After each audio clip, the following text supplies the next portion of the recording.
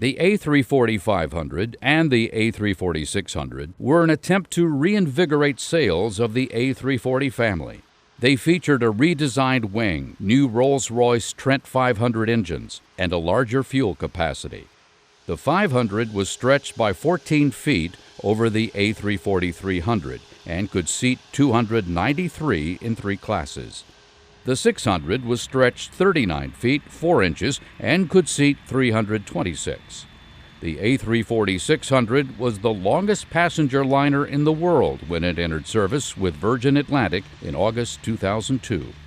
Increased weight versions of the A340-500 and A340-600 offered ranges of 9,200 and 7,900 nautical miles. The A340-500 was crowned the longest-ranged airliner in the world when Emirates operated the first revenue service in January 2003.